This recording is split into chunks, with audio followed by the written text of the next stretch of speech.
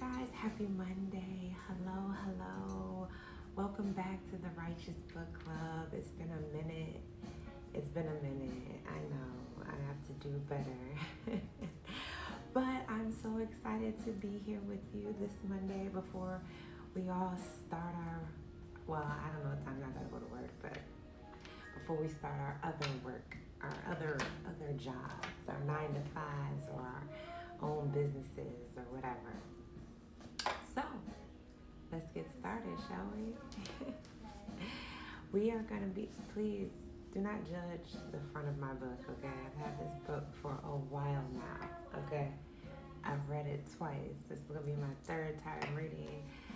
For those who are joining, we're going to read this whole book together. So, I pray that you guys were able to get it. If not, then you can just sit back and listen. You know, I was thinking about going live also on Instagram, but maybe my next flyer I'll add Instagram live too. Okay? So we're going to be reading All About Love by Bell Hooks. This is a beautiful book, okay? And I think it's exciting to read. So the first page here is all about praise for bell hooks, but we're just gonna go straight into the preface. Yeah, the whole book, right? Whole book, all right? So, as we begin, I hope you're joining me. If not, I hope you're listening, okay? So we have the preface. When I was a child, it was clear to me that life was not worth living if we did not know love. I wish I could testify that I came to this awareness because of the love I felt in my life, but it was love's absence that let me know how much love mattered. I was my father's first daughter. At the moment of my birth, I was looked upon with loving kindness, cherished, and made to feel wanted on this earth and in my home. To this day, I cannot remember when that feeling of being loved left me. I just know that one day I was no longer precious. Those who had initially loved me well turned away. The absence of their recognition and regard pierced my heart and left me with a feeling of brokenheartedness so profound I was spellbound. Grief and sadness overwhelmed me. I did not know what I had done wrong, and nothing I tried made it right. No other connection healed the hurt of that first abandonment, that first banishment from love's paradise. For years, I lived my life suspended, trapped by the past, unable to move into the future. Like every wounded child, I just wanted to turn back time and be in that paradise again. In that moment, I remember rapture where I felt loved, where I felt a sense of belonging. We can never go back, I know that now. We can go forward. We can find the love our hearts long for, but not until we let go, grief about the love we've lost long ago, when we were little and had no voice to speak the heart's longing. All the years of my life, I thought I was searching for love. I found, retrospectively, to be years where I was simply trying to recover what had been lost. To return to the first home, to get back the rapture of first love. I was not really ready to love or be loved in the present. I was still mourning, clinging to the broken heart of girlhood, to broken connections. When that mourning ceased, I was able to love again. I awakened from a trance state and was stunned to find the world I was living in. The world of the present was no longer a world open to love. And I noticed that all around me, I heard testimony that lovelessness had become the order of the day. I feel our nations turning away from love as intensely as I felt love's abandonment in my girlhood. Turning away, we risk moving into a wilderness of spirit so intense we may never find our way home again. I write of love to bear witness both to the danger in this movement and to call for a return to love. Redeemed and restored, love returns us to the promise of everlasting life. When we love, we can let our hearts speak. All right, that's the preface. So that was a beautiful preface. All right, so introduction. Grace, okay? Touched by love. A quote. It is possible to speak with our heart directly. Most ancient cultures know this. We can actually converse with our heart as if we were a good friend. In modern life, we have become so busy with our daily affairs and thoughts that we have lost this essential art of taking time to converse with our heart. Jack Kornfield. So first introduction is grace, okay? All right. On my kitchen wall hang 4 snapshots of graffiti art I first saw on construction walls as I walked to my teaching job at Yale University years ago. The declaration, "The search for love continues even in the face of great odds," was painted in bright colors. At the time, recently separated from a partner of almost 15 years, I was often overwhelmed by grief so profound it seemed as though an immense sea of pain was washing my heart and soul away. Overcome by sensations of being pulled underwater, drowning, I was constantly searching for anchors to keep me afloat, to pull me back safely to the shore. The declaration on the construction walls with its childlike drawing of unidentifiable animals always lifted my spirits. Whenever I passed this site, the affirmation of love's possibilities sprawling across the block gave me hope. Signed with the first name of local artists, these works spoke to my heart. Reading them, I felt certain the artist was undergoing a crisis in his life, either already confronting loss or facing the possibility of loss. In my head, I engaged in imaginary conversations about the meaning of love with him. I told him how his playful graffiti art anchored me and helped restore my faith and love. I talked about the way this declaration, with its promise of a love waiting to be found, a love I could still hope for, lifted me out of the abyss I had fallen into. My grief was a heavy, despairing sadness caused by parting from a companion of many years, but most important, it was a despair rooted in the fear that love did not exist. Woo! And it could not be found. Woohoo! Hey, yo, it's been a minute since I read this. That's heavy, okay? Somebody's grief, her grief was so heavy from splitting up, from having a breakup. That's what I'm saying. People be acting like breakups. You know, I always have this conversation that breakups are just as traumatic as you know, other things that people deal with when it comes to grief. But folks should be like, nope, break up, you should be fine. Like, no. Prototypes on. Anyways. So, whew, that was heavy.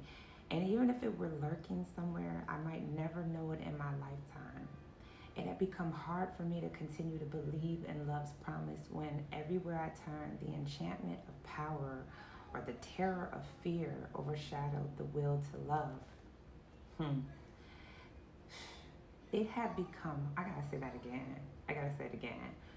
It had become hard for me to continue to believe in love's promise when everywhere I turned, the enchantment of power or the terror of fear overshadowed the will to love. Fear and power overshadowing love. One day on my way to work, looking forward to the day's meditation on love that the sight of the graffiti art engendered, I was stunned to find that the construction company had painted over the picture with a white paint so glaringly bright it was possible to see faint traces of the original art underneath. Upset that what had now become a ritual affirmation of love's grace was no longer there to welcome me, I told everyone of my disappointment. Finally, someone passed on the rumor that the graffiti art had been whitewashed because the words were a reference to individuals living with HIV and that the artist might be gay. Perhaps, It is just as likely that the man who splashed paint on the wall were threatened by this public confessing of a longing for love, a longing so intense it could not only be spoken but was deliberately searched for. Wow. After much searching, I located the artist and talked with him face to face about the meaning of love. We spoke about the way public art can be a vehicle for the sharing of life-affirming thoughts, and we both expressed our grief and annoyance that the construction company had so callously covered up a powerful message about love. To remind me of the construction walls, he gave me snapshots of the graffiti art. From the time we met, everywhere I have lived, I placed these snapshots above my kitchen sink.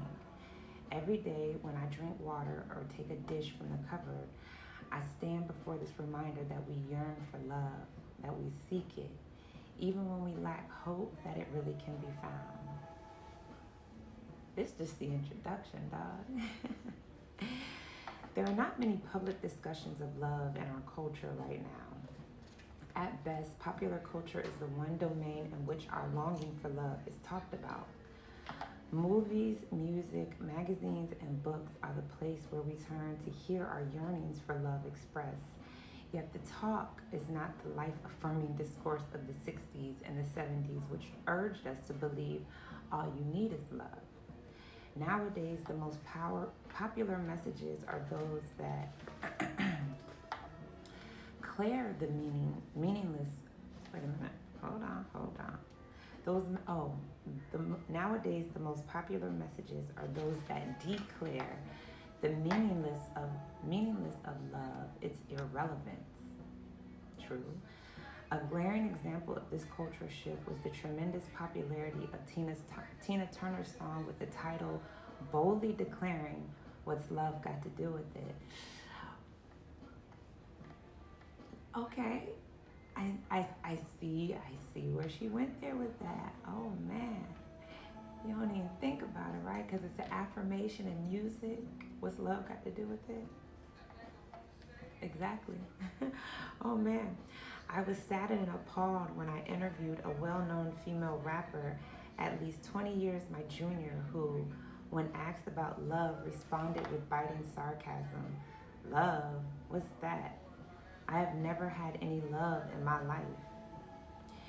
Youth culture today is cynical about love, and that cynicism has come from their pervasive feeling that love cannot be found. Expressing this concern in When All You've Ever Wanted Isn't Enough by Harold Kushner, he writes, I am afraid that we may be raising a generation of young people who will grow up afraid to love, afraid to give themselves completely to another person, because they will have seen how much it hurts to take the risk of loving and have it not work out. I'm afraid that they will grow up looking for intimacy without risk, for pleasure without significant emotional investment. They will be so fearful of the pain of disappointment that they will forego the possibilities of love and joy. Young people are cynical about love.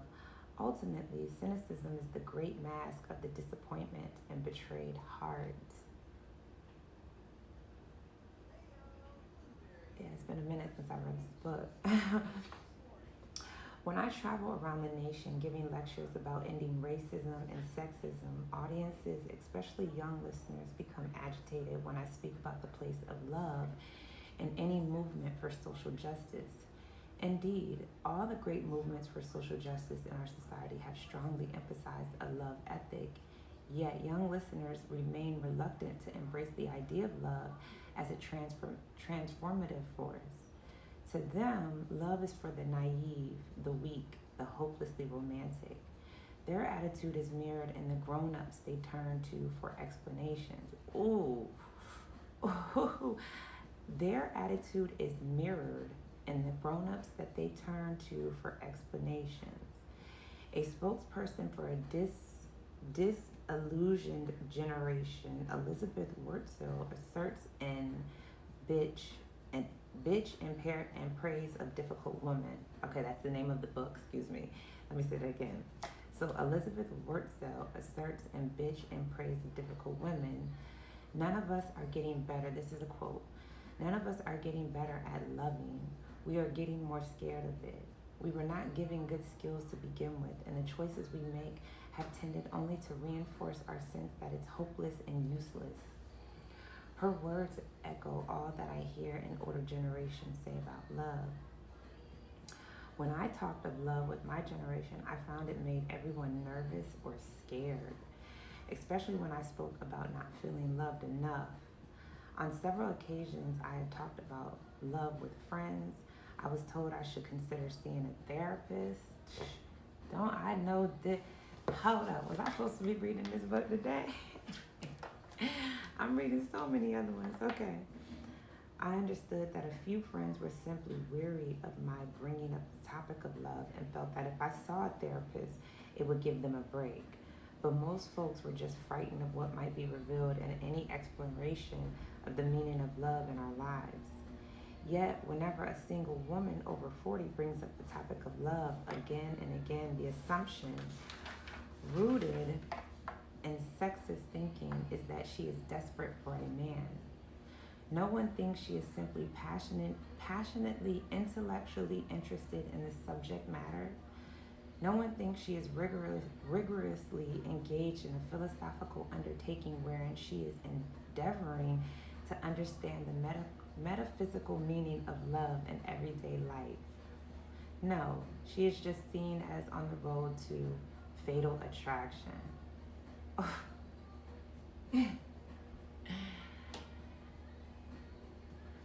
Disappointment. Uh-oh. My son's awake.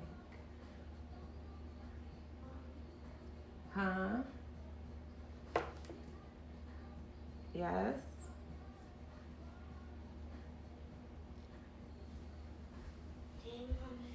Hi. Rising. What are you doing? I'm doing Mommy's book club. Can you give me like how much more?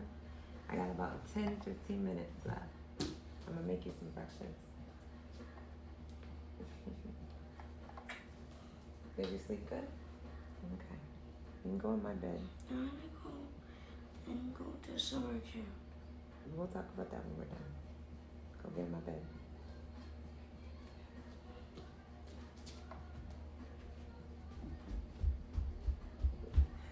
Baby Yoda.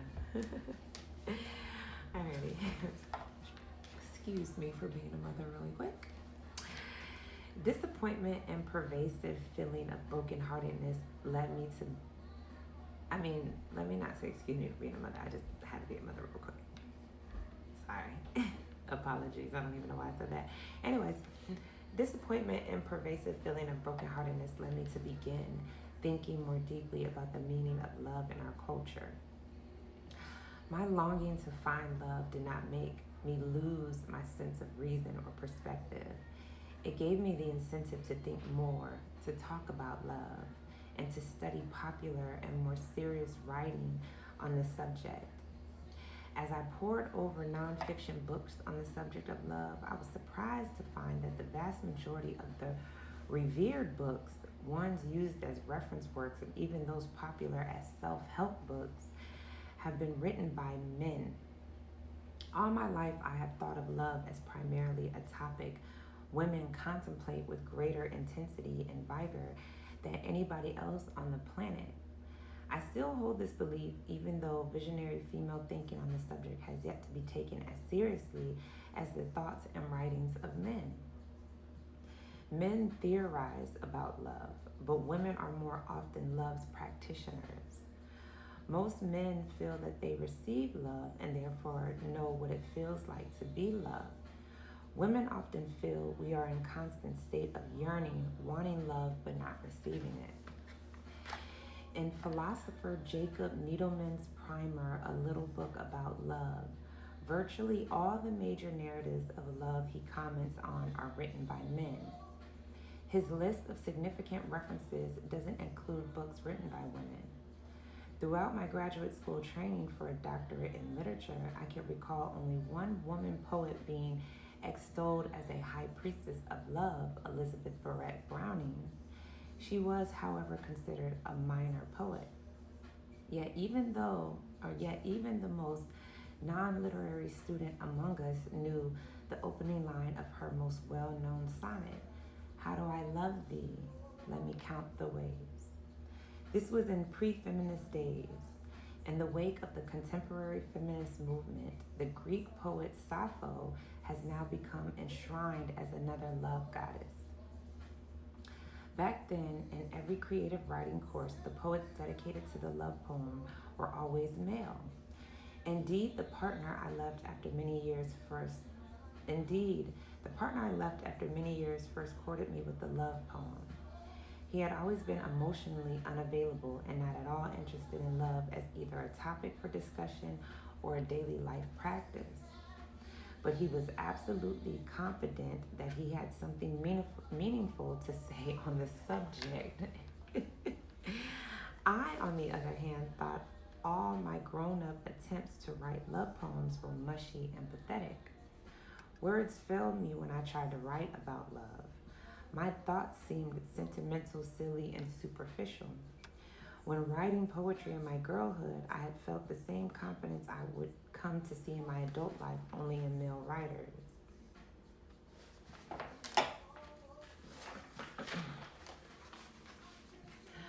When I first began to write poetry in girlhood, I thought love was the only topic, the most important passion. Indeed, the first poem I published at age 12 was called A Look at Love. Somewhere along the way, in the passage from girlhood to womanhood, I learned females really had nothing serious to teach the world about love. Oof. Death became my chosen topic. No one around me, professors and students alike, doubted a woman's ability to be serious when it came to thinking and writing about death. All the poems in my first book were on the topic of death and dying.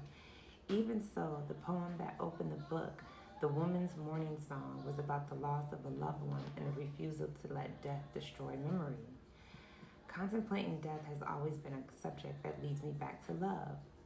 Significantly, I began to think more about the meaning of love as I witnessed the deaths of many friends, comrades, and acquaintances, many of them dying young and unexpectedly. When I was approaching the age of 40 and facing the type of cancer scares that have been so commonplace in women's lives, they are practically routine. My first thought as I waited for test results was that I was not ready to die because I had not yet found the love my heart had been seeking. Shortly after this crisis ended, I had a grave illness that was life-threatening. Confronting the possibilities of dying, I became obsessed with the meaning of love in my life and contemporary culture. My work as a cultural critic offered me a constant opportunity to pay close attention to everything the mass media, particularly movies and magazines, tell us about love.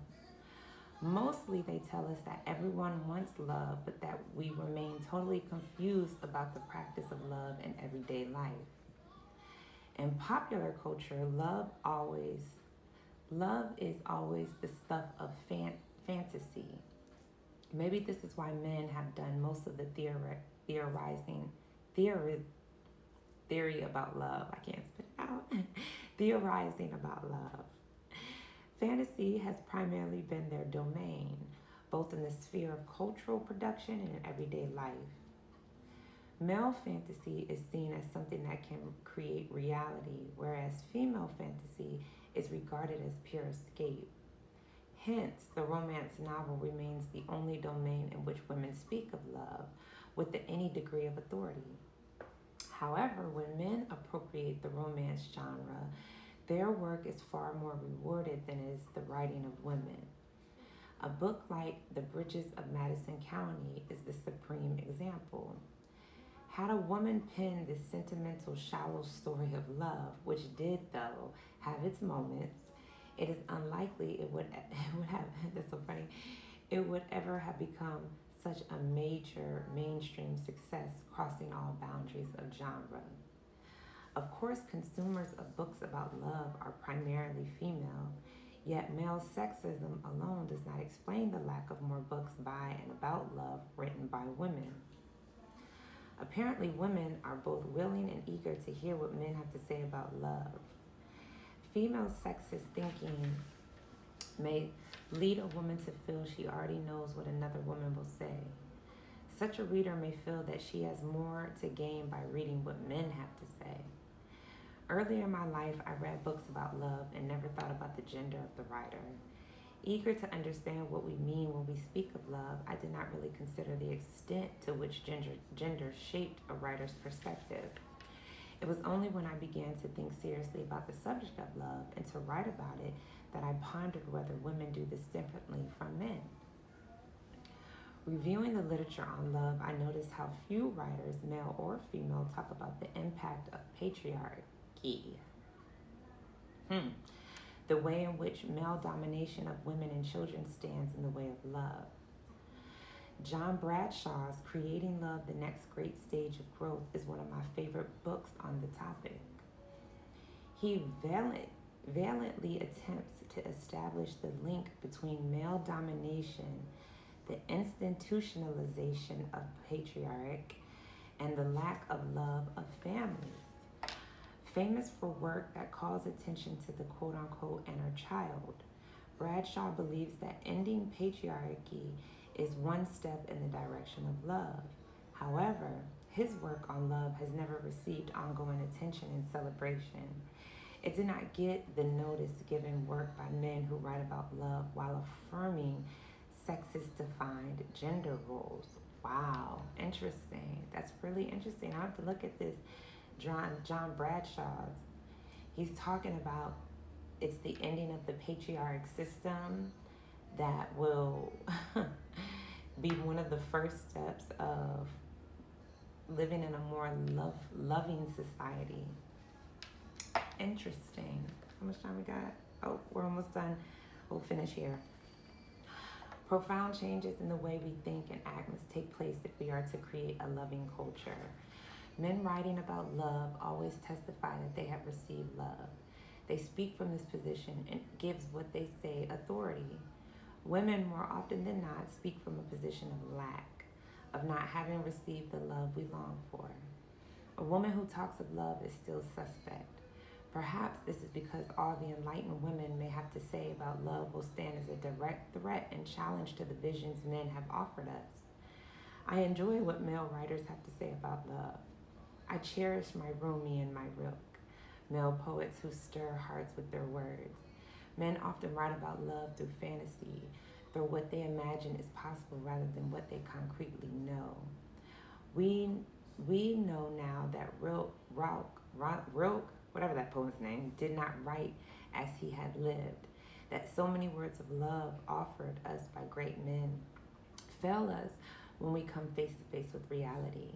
And even though John Gray's work troubles me and makes me mad, I confess to reading and rereading Men Are From Mars, Women Are From Venus. But like many women and men, I want to know about the meaning of love beyond the realm of fantasy, beyond what we imagine can happen. I want to know love's truths as we live them. Almost all the recent popular self-help writings by men on loves, from works like Men Are From Mars, Women Are From Venus, to John Wellwood's Love and Awakening, make use of feminist perspectives on gender roles. Ultimately, though the authors remain wedded to belief systems which suggest that there are basic inherent differences between women and men, in actuality, all the concrete proof indicates that while the perspectives of men and women often differ, these differences are learned characteristics, not innate or natural traits. If the notion that men and women were absolute opposites inhabiting totally different emotional universes were true, men would never have become the supreme authorities on love, giving gender stereotypes that assign to women the role of feelings and being emotional, and to men the role of reason and non-emotion. Real men would shy away from any talk of love. Okay. All right. So we start here with a bang, ain't we? All right. So it seems as though Bell Hooks is just basically saying yes.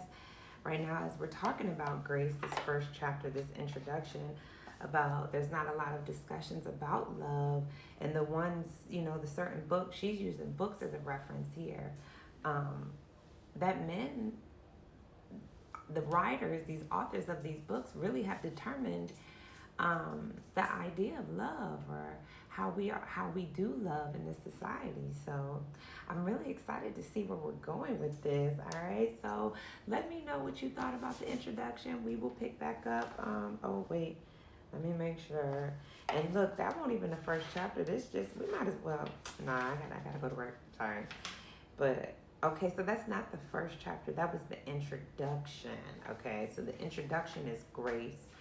The first chapter is clarity. So we'll probably, yeah, because it's only a couple pages. Just see what time it is. We don't gotta rush this, but I see I highlighted through this and everything. So I hope I see you guys next Monday. If you don't have your book, get your book so you can follow with me.